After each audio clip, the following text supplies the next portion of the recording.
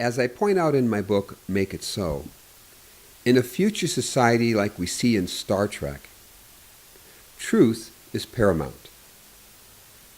In terms of the media, what we feel about a person or what we think about a person takes a back seat to the truth. The truth is never compromised. Here is a demonstration that we are not there yet. I recently saw this meme come up on my Facebook page. While its purpose was to advance the current debate of white privilege to a new level, it is not that topic I wish to discuss. What caught my eye most with the meme was its definition of racism, one that I completely agree with. Indeed, this definition is also consistent with the Merriam-Webster definition, a belief that race is the primary determinant of human traits and capacities, and that racial differences produce an inherent superiority of a particular race. That is what racism means to me. It always has. For me, when that word is attached to a person, it means that person believes in and practices the notions that they are superior to someone solely because of their skin color. However, I'm not sure that my definition, or Merriam-Webster's, or this meme's is correct. I believe this word has either transitioned to a new meaning or it is being horribly misused. In the past 12 months, I have had discussions with two of my Facebook friends, very bright and aware friends. The discussions were a result of a query of mine. Can anyone please cite an example of Donald Trump saying or doing something racist? The first response was in regards to what Donald Trump said about Mexicans illegally coming across the border being rapists. Here's that video. The U.S. has become a dumping ground for everybody else's problems. Thank you. It's true. And these are the best and the finest. When Mexico sends its people, they're not sending their best. They're not sending you. They're not sending you. They're sending people that have lots of problems, and they're bringing those problems with us. They're bringing drugs, they're bringing crime, they're rapists, and some, I assume, are good people. But I speak to border guards, and they tell us what we're getting. And it only makes common sense. It only makes common sense. They're sending us not the right people. It's coming from more than Mexico. It's coming from all over South and Latin America, and it's coming probably from the Middle East. But we don't know, because we have protection, and we have no competence. We don't know what's happening. And it's got to stop. And it's got to stop fast. This is our working definition. As you heard, and you can see here, Mr. Trump's words do not suggest superiority in any way. You can certainly classify the comments as mean, mean-spirited, misleading, perhaps even a lie. You can challenge the implication of the Mexican government somehow coordinating the efforts of those coming across the border illegally. Trump seems to suggest the government is sending these folks, but they come nowhere close to the definition of racism. And while his supporters are quick to point out that Mr. Trump did not call all Mexicans murderers and rapists, after all, he said, and some, I assume, are good people, the way he frames it suggests that most of them are. That point could be challenged with data. I'm sure there's some out there. But again, his words do not fit the definition of racism. Second example of racism that I talked about with my friends concerning Mr. Trump was his comments about a judge of Mexican heritage not being able to do his job in a case that involved Mr. Trump. Now here's a report of that incident. Now it's important to remember that by the time Trump said this, he had an array of groups aligned against him based off his other statement about Mexicans being rapists, with news coverage saturating the air claiming Trump's racism over the wall issue and his comments, so much so to the point that former president of Mexico, Fox, said, "I'm not going to pay for that fucking wall. He should pay for it. He's got the money." I think it is not unreasonable to say that Trump's inappropriate comments and all the hysteria afterwards created at least the image of a public feud with Trump and all things Mexico. Now there's a judge whose parents come from Mexico, and Trump believes that this judge's love of his heritage will preclude him from adjudicating the case fairly. That's a debatable question, to be sure, and Trump certainly could be wrong. However, once again, we see that what Trump said is nothing close to racism. Let's take a look and see how CNN reports on his comments. Clinton says this is a racist attack, and you reject that. If you are saying he can't do his job because of his race, is that not the definition of racism? No, I don't think so at all. No? No, he's proud of his heritage. I respect him for But that. you're saying he can't do his job because of it. Look, he's proud of his heritage, okay? I'm building a wall. Now, I think I'm going to do very well He's a with legal Hispanics. citizen. You know why I'm going to do well with Hispanics? Because I'm going to bring back jobs, and they're going to get jobs right now. They're going to get jobs. I think I'm going to do very well with Hispanics, but we're building a wall. He's a Mexican. We're building a wall between here and Mexico. The answer is he is giving us very unfair rulings, rulings that people can't even believe. This case should have ended years ago on summary judgment. The best lawyers, I have spoken to so many lawyers, they said, this is not a case. This is a case that should have ended. This judge is giving us unfair rulings. Now I say why. Well, I'm building a wall, okay?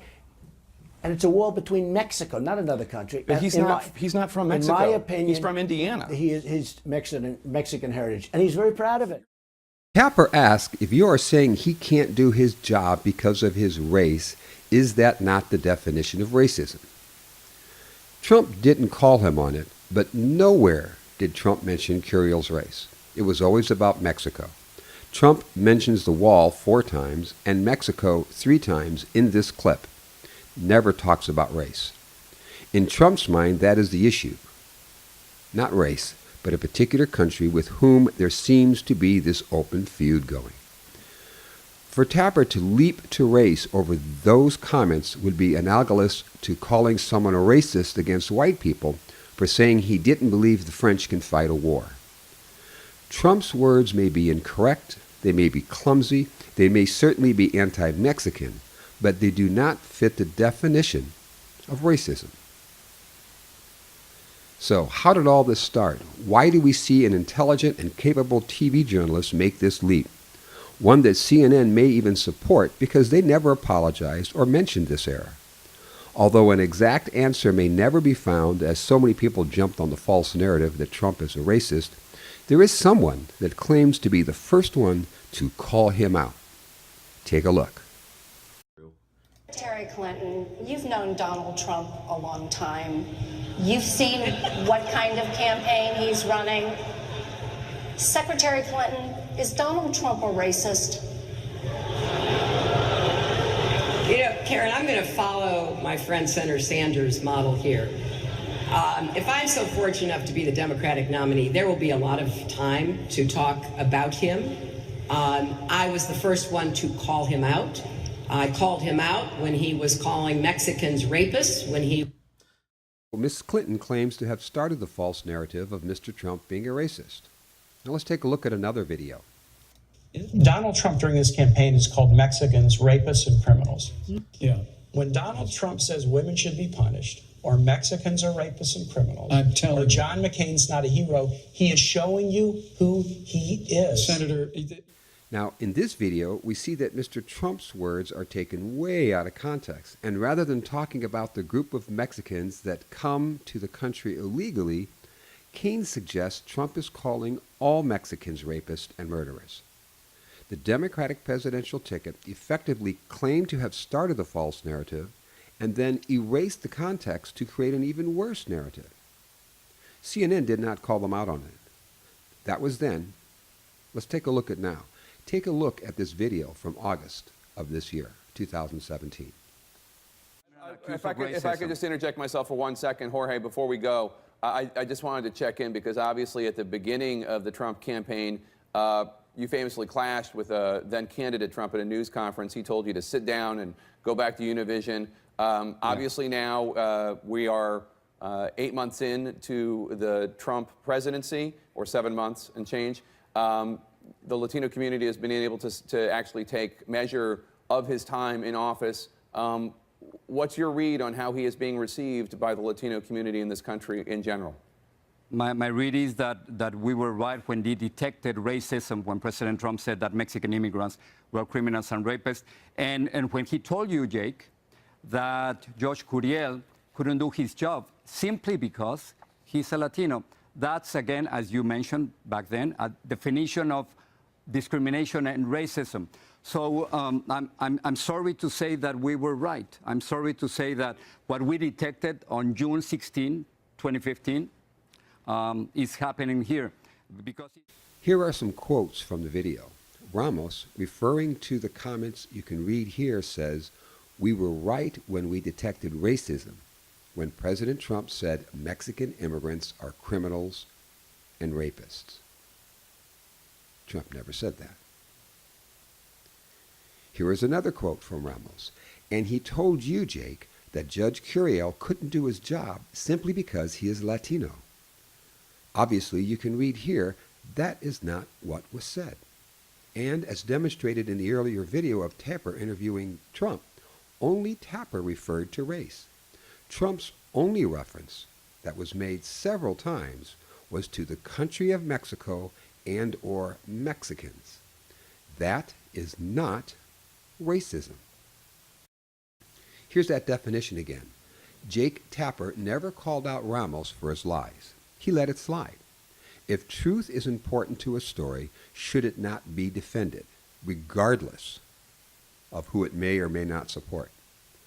What happens when distortion and lies are accepted by the media and actually propagated day in and day out by the media? The distortion does not stop. It grows. This is a meme published on Yabbers, a progressive blog. It then showed up on Facebook. Social media takes the lies and distortions and runs with them.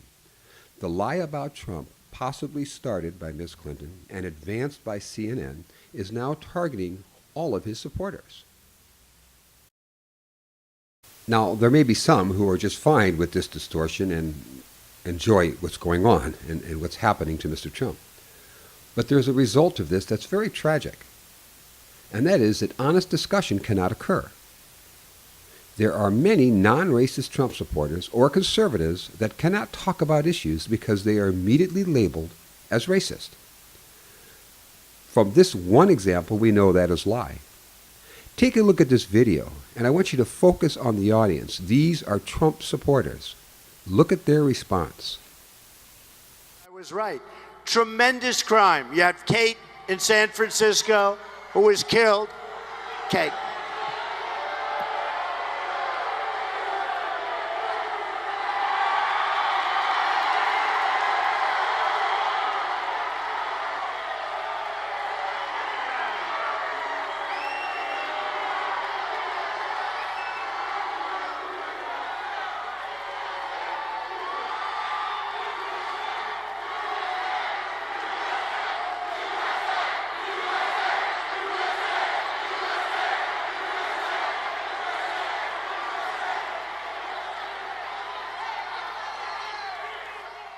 This is only one quick shot of some Trump supporters at a rally in February 2016.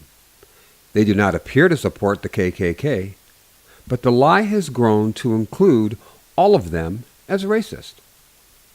According to some, the audience you just saw wants this. Now the lie of Trump being a racist that has grown to include all of the supporters has morphed into one of murder. By allowing the mislabeling of Trump's words more than a year earlier and then not calling out misleading comments, even blatant lies by political enemies of Trump, CNN has helped advance a narrative that has morphed into complete absurdity. This person is seemingly accusing Trump supporters of wanting to kill 100 million Americans. The author of this note or post did not come up with this on his own. CNN was a player in a group of media outlets that has fed this lie for more than a year. These two examples cannot be used to make any real judgment about CNN being fake news in general. However, in terms of these two stories, CNN has not been honest. While their actions can be described as many things, they cannot be described as truthful. They deliberately misused the word racist. They incorrectly quoted Mr. Trump. Then, and perhaps most dangerous of all, they allowed others to come on their network and openly lie about what Mr. Trump said. What started as almost a knee-jerk reaction to his immigration comments and an incorrect labeling of racist has grown into openly calling him a Nazi. No proof, no evidence, nothing based in reality. I love dogs. My friends, my family, and my neighbors know it. If someone I never met before wrongly accused me of animal cruelty, and then they went to the media, and the media actually printed stories about it, and then movie and TV personalities started broadcasting their disdain for me because of my cruelty and hatred of animals on their TV shows or their award ceremonies, and then community leaders started organizing marches to protest my animal cruelty. Then musical artists wrote songs telling me by name to fuck off because of my animal cruelty. And then other countries' leaders started warning my neighbors, my family, or my friends, and telling them that I want to torture their pets. And all the while there was no evidence, and I was vehemently denying it. I would be pissed. I think that is where Mr. Trump is now. I think that is the biggest reason he is so combative with the media in general and CNN in particular. I don't believe CNN is fake news. But by misrepresenting the truth, by misusing words, and by allowing guests and talking heads to openly advance lies on their network, I completely understand why Trump calls them fake news. This video is not meant to show support for Trump. I did not vote for him. I disagree with some of his policies. I do not like his childlike behavior when he is challenged about his claims. He is what I call a bullshitter, and it isn't pleasant to watch or listen to. This video is not meant to declare he is not a racist. Frankly, this video isn't even about Trump. It's about truth. In the spirit of Star Trek, truth is always sought. The truth of two issues presented in this video is undeniable. CNN is complicit in a lie. Some might argue they even started the lie. By definition, lies are unreal. Some could use the word fake. So in these two examples, CNN is fake news. If we want to see America come together, perhaps the first step is to agree to speak the same language. We need to get a working definition of racism. As I said in the beginning, my definition, the dictionary's definition, as well as this meme sponsored by the Free Thought Project's definition, may be incorrect. And if that is so, then let's all agree on what racism is. I grew up in a time when racism was horrible. It meant lynching people because of the color of their skin. It meant segregation because of the color of their skin. It meant thinking people of different color, and in this case, in America's case, black people were less than white people. Racism is horrible. If we have a new definition of that, we need to come together and figure out what that definition is. In the future portrayed in Star Trek, honest discussion and debate are welcomed. Indeed, they are encouraged. Until we can agree on the definitions of the language we use, we cannot have an honest debate. Without that, moving forward will be difficult. To be certain, it is not beyond our ability. We simply need to want it. I offer many ideas as to how we can move forward in this book. The first step is to recognize that individuals have power. We cannot allow special interests, or politicians, or corporations, or the media to define the truth for us. For them, the biggest truth comes in the form of a paycheck. We, the people, need to learn how to hold them accountable for their actions.